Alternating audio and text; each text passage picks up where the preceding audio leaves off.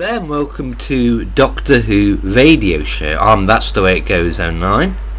And I'm DoctorWhoKris.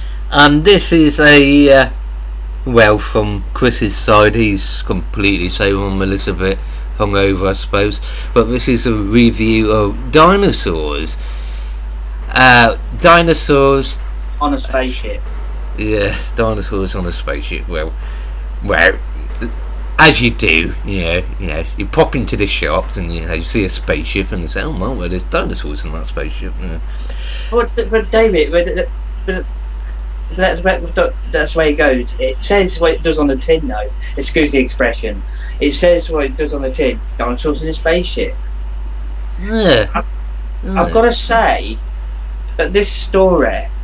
You mentioned to me. You said to me yesterday. I looked at it because I didn't see the episode. I went out and when it recorded, I watched it, and it did smell a little of. Excuse the expression. It did smell Douglas Adams. Yeah. Them pots. Blimey, that's the first thing you notice with the two androids. Yeah. Sort of Douglas Adams double act, or Robert Holmes as well. This sort of the fact that they kept telling each other off. You're just jealous that each is upset that we captured him or something. Yeah. But what I also noticed on this particular episode, I noticed two similar stories. Now I don't know whether listeners all agree. It was, what's it called? One of the Space Pirates, Patrick Troughton's story. The last one before the War Games. That's what it reminded me of. I wanted to do this bloke. Why? I thought, what the hell? And it's like, it was a good story, and especially, is it Timothy Spall who was Rory's dad? No, that was Mark Williams from the Fast Show, the one who used to come out of that shack and say, "I have mostly been eating." Yeah. Vegetables, yeah. He was really good in it. I really hope. Well, obviously, I don't think they will now. But if they had him approaching him in the story, I can see what's happening on that bit. It's like the Rose scenario and Jackie Taylor. I think a little bit. I don't know. I'm probably wrong, but it's just nice to see more than one person on Amy Pond's side. You know what I mean? I see what you mean. It's a bit curious because when the series returned, unlike the classic series, they made more emphasis on not just the backstories of companions, but also the families of the companions. So you had the Tylers quite extensively, including Mickey, and then they had the Joneses, which had a more sort of distrusting thing because the mum was a little bit worried about the Doctor, even slapped him. And even if you notice as well on that episode, she was working for the Master. Well, no, she wasn't working for him, but she was being sort of coerced, giving false information about the Doctor, wasn't she? Yeah. And then the next family was the Noble family, but that was more cosy, really. It was. I like them. I tell you something though. It wasn't shoehorned into it like the Tylers or the Joneses. You could just imagine, having a granddad like, Grandad Tyler, played by Bernard Cribbins, who of course was in another masterstroke of self-referential casting, from the Dalek films. Peter Cushing films, yeah. Ah, bless. So getting back to the, I'm slightly veering off the subject and slightly digressing. Dinosaurs on a spaceship.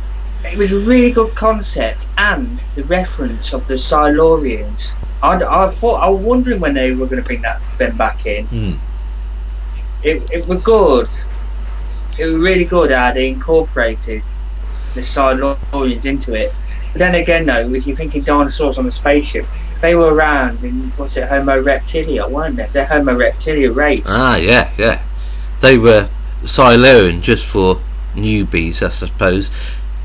Basically, John Pertwee's story, the Silurians, it was described by the Silurians themselves that they were there before the apes took over, so to speak. Humans, yeah. And I was thinking, that's the good way to do sort of anniversary, because that's what we're doing, everyone. We're enjoying a 50th anniversary now. Yeah.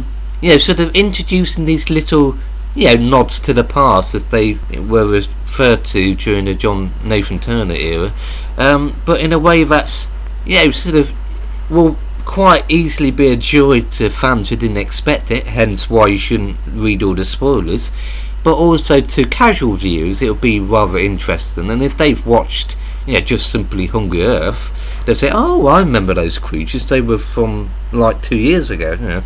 What makes me, I've got to say this as well, saying back, I've been reading some of the reviews and what some people are saying about this episode, and one thing I do understand, right? Bear in mind, we all used to watch Doctor Who when we were younger. We're now adults. The Doctor Who now is basically for the youngsters now. Yeah, we can be a little bit critical, but what we've got to think is we've got to be thankful that we've got a series. That's the way I look at it. I'll watch it. If something's not right, I say that story weren't particularly good, but it had these plus sides. When people say, "Oh, this is rubbish," at the end of the day, it's a kids' show. It is a family show actually. I can't really say kids to one demographic. It's family. Yeah. That's precisely right. That's the great thing about Doctor Who. It's the ultimate science fiction thing, in the sense that it is able to constantly take on different genres and different styles, and at the same time it can change, like I was saying to Slugcork in the last episode, it can, every era they change the emphasis of the series, so it's got an advantage. It's got something that is, in essence, just like Regeneration, a way to renew the series, which is what happened in 2005. Russell T Davies, someone who, like yourself, would have watched it in the 70s, but that was before my time, unfortunately. I'm more of a sort of Davison, Sixth Doctor, you know what I mean? Yeah. Snap. I remember seeing that. Yeah, Snap, Braveheart Tegan, carrot juice. The only companion I never liked, I'm sorry, I've got to say this, but she's a brilliant actress, but I didn't like the companion, was Mel. Oh yeah. Yeah, it was, oddly enough, she's like Oswin though, because Trial of a Time Lord, for those newbies, I'll just go into this very briefly, was the original season 23 was cancelled at the last minute, even though they had scripts and even casting and directors, sort of signed up. So they created Trial of a Time Lord, which, just like the Key to Time, would spread throughout the entire season. And each story was basically viewed past adventures, the future adventures, and the present adventures. And the future one was Terror of the Vervoids, from the Doctor's own future. And the companion he saw, but hadn't actually met yet, was Melanie Bush, a computer programmer from Pete's Pottage. But boy, didn't she half scream. That's it. But I'll tell you something though, it's just something about it I just didn't like. I just couldn't work her out. By the way, everybody, the latest issue of Doctor Who magazine, which has 3 different covers, which I've got the Daleks one. Hey, I've got the Dalek once and you haven't. Oh dear, I'm reverting back to my Doctor Who child self. Blimey. Here comes the Daleks in remembrance of the Daleks. Oh my god, Ace has got an electronic baseball bat. Yeah, blimey. Yeah, they've pointed out there's this article which has got Stephen Moffat and all the regular sort of producers and writers debating on whether John Nathan Turner was a good thing for Doctor Who he wasn't. or not. I've got to say no. But that's the point I was going to make, Chris. He introduced guest stars into Doctor Who, and years later that became commonplace. He actually realised that getting guest stars, when they're cast properly, we're not going to mention Bloom Ken Dodd, although let's face it, wasn't that bad, I suppose. No. It would actually drum up publicity. And before he did it, nobody did it at all, really. I mean, you might have had the two runners and something, but apart from that, it was like Christmas. But he did it in actual stories. Terror of Vervoids is brilliant. It's got Honor Blackman, the one from the Avengers, and Professor Lansky, and she's absolutely bloody brilliant in that. Absolute brilliant, casting. I'll tell you something though. I'll interrupt you there, kid. David. Yeah, that's the only good thing that John Nathan Turner ever did, was introducing guest stars. And I don't know, after watching some of the stories in the John Nathan Turner, quite a few of them made sense, but some of them didn't. You know what I mean? I've got to be hypercritical now. John Nathan Turner, the beginning part was good, but near towards the end, it lost its flavour. If you know what I mean, it lost its. You know what I mean? It needed to evolve, if you pardon the pun. Yeah. Not only that as well. It needed a new person at the helm, which obviously now. If John Nathan Turner had done a Russell T Davies and introduced, he did actually. Survivor introduced the whole down to earth concept. Although technically speaking, that's what happened to the third Doctor in his first series. But anyway, back to Dinosaurs on a Spaceship. The one thing that I thought stood out more than anything else was Solomon, the villain, who I thought was going to be like a renegade Time Lord or something. Yeah. And that's my own sort of criticism. It was a little bit weird because I thought it was a really good episode. The Douglas Adams comedy robots. And then you had the whole bit where the dinosaur was going up to Brian's balls. Yeah. I thought that was rather funny. Very carry on, that was. That was very good. That was very slapstick.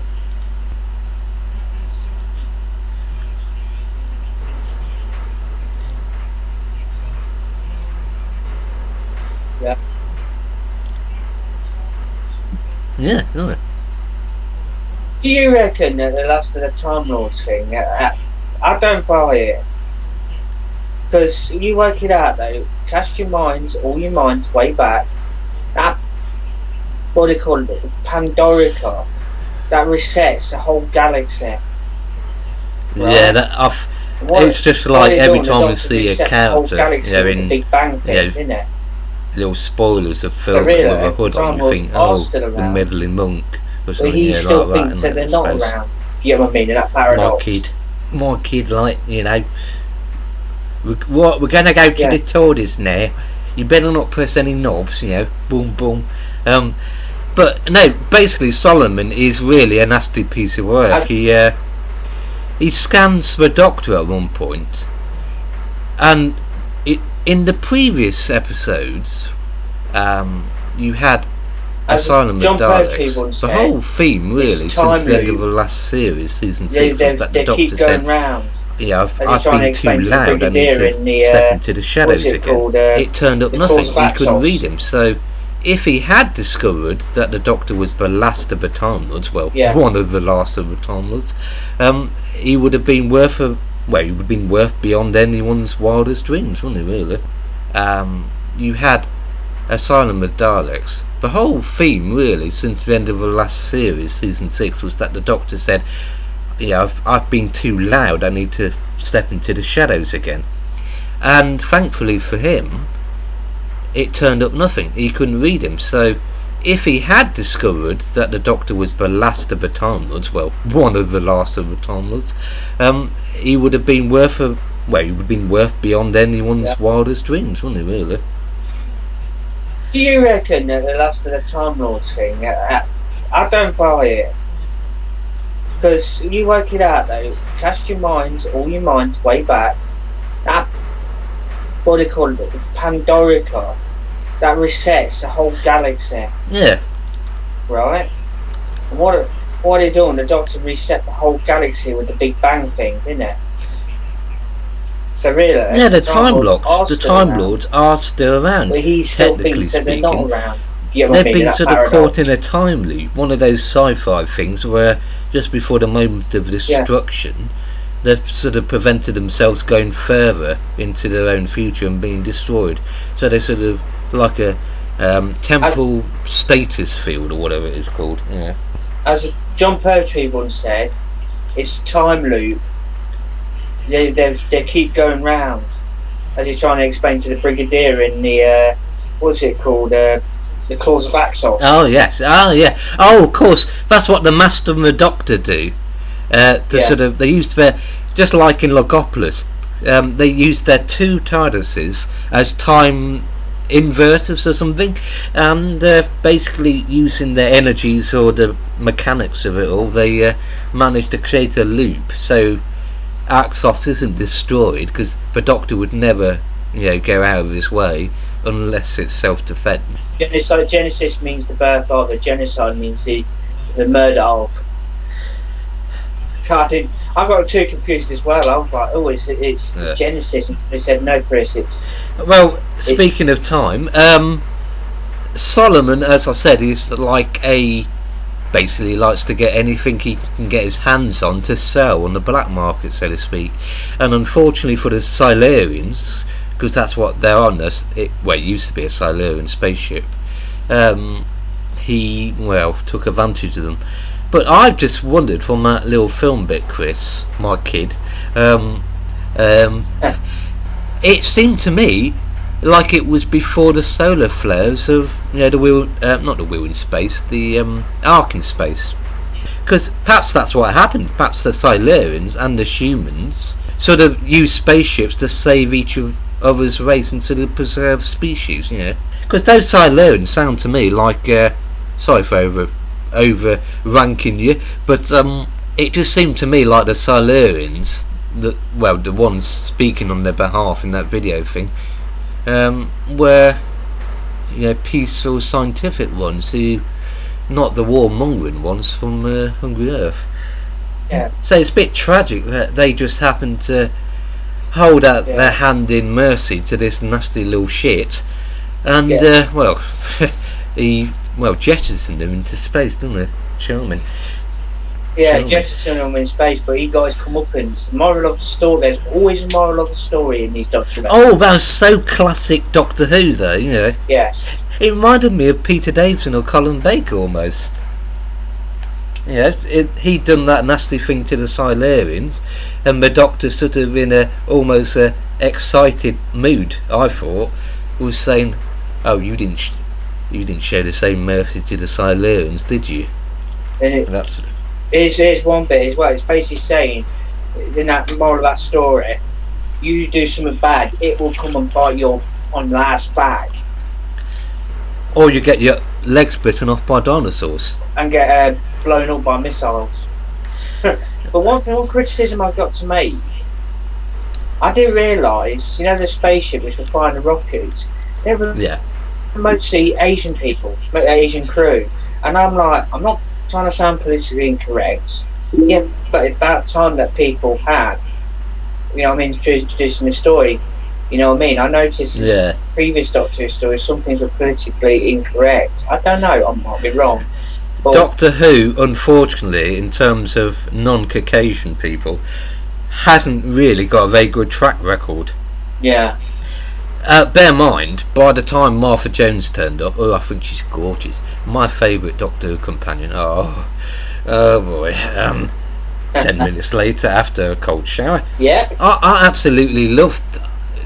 My favourite Doctor Who season ever won, and I mean this sincerely. One of the greatest years of my life.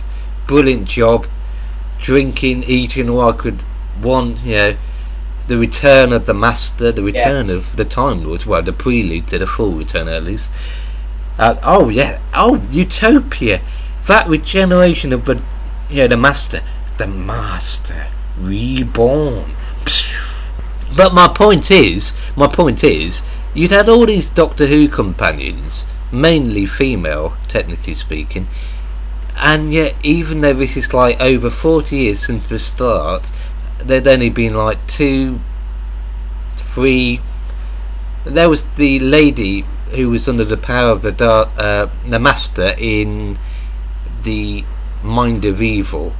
So, but it was only 40 plus years till they had Martha Jones, a black female companion. Now, I'm sorry, I love Doctor Who, but that really isn't on, because you'd have thought there would have been, you had a streetwise Londoner, from a counter estate in 2005 and 1987. You even have a robotic dog. Yeah. Oh, blimey.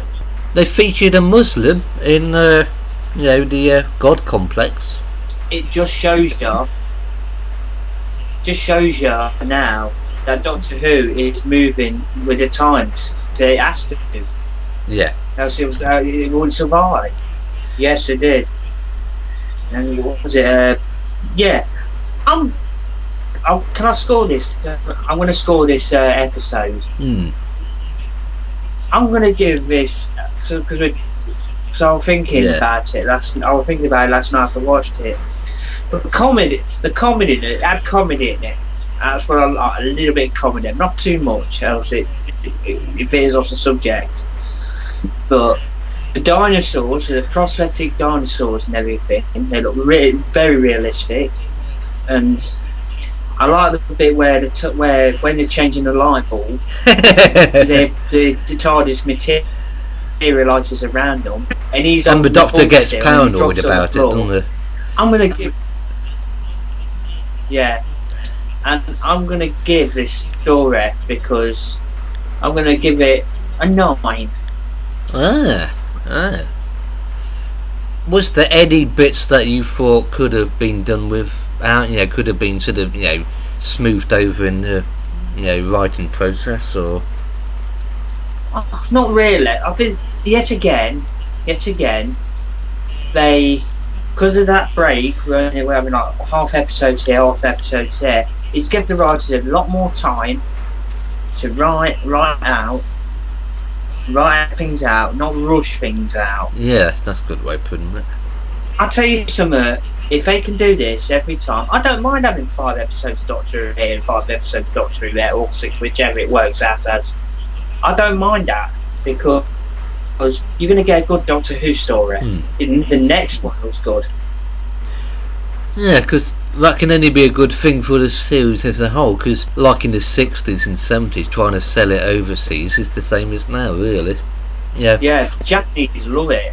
Yeah. They love Doctor Who.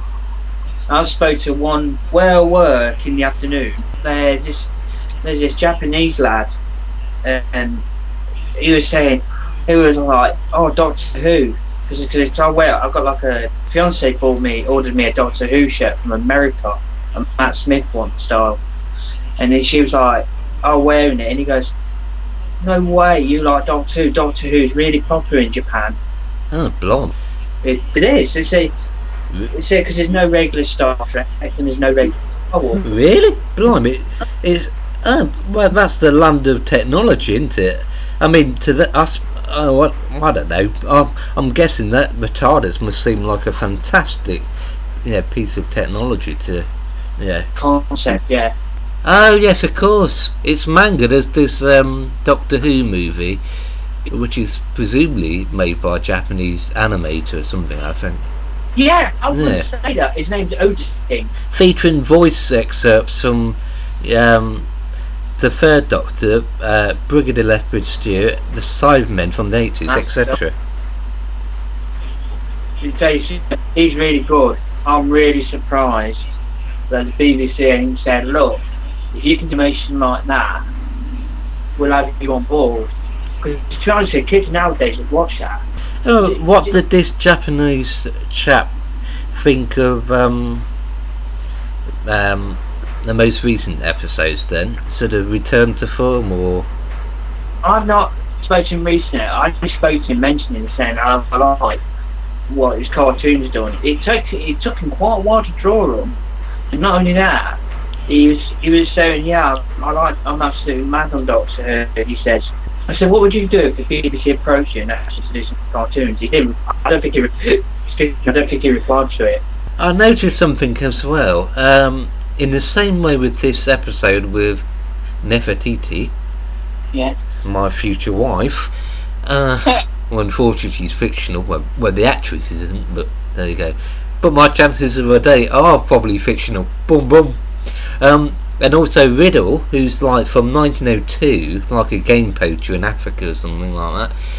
It's the same sort of idea as in A Good Man Goes to War, when the Doctor's going around sort of, well, getting favours from people he's helped, like the Centaurian warrior, the two hot lesbian Silurian babes from Victorian London. Hence why Jack the Ripper disappeared.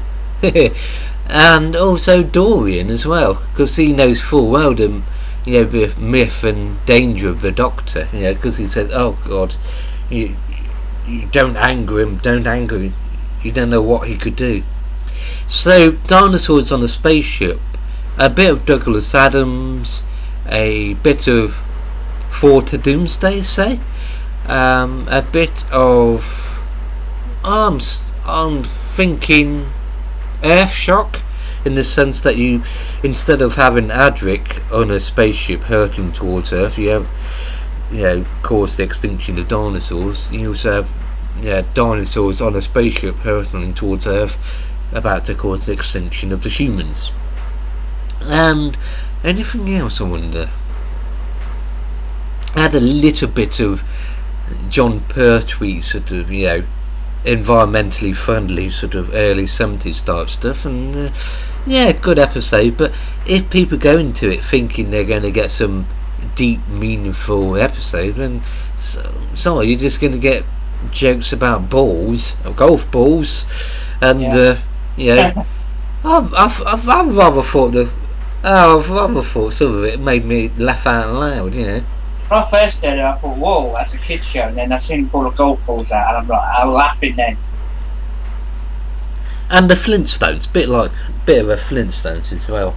So, for me, I would give it a 9 out of 10.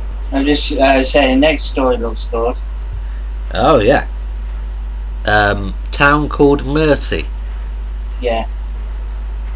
Then my only criticism is it's a bit of a, I don't know, I should be used to this really with Doctor Who, particularly in the first 15 years really. Sort of one episode would be completely different in every aspect to the previous, but with this it's like you had the sort of, you have the epic asylum of the Daleks in terms of production and also character development, both for the Daleks, less gay Daleks and sort of more subdued, I suppose. And then you have this, which is, I don't know, it's like the forest Doctor Who episode on a spaceship, I suppose. And then you got the Western thing, which is like RoboCop meets High Noon or something. And then you got the episode 4 and 5, beg your pardon, which are really the 2-part story, I suppose you could call it, of the departure of the Ponds. Yes, that's going to be quite a good one to watch, what I've heard. And that was me. That's the way it goes. 09. And this is, or was, DoctorWhoKris. And thank you for watching and listening to Doctor Who Radio Show. Next time will be a mid-week theories and predictions episode, and then after that will be A Town Called Mercy review. Until next time, Goodbye. Goodbye.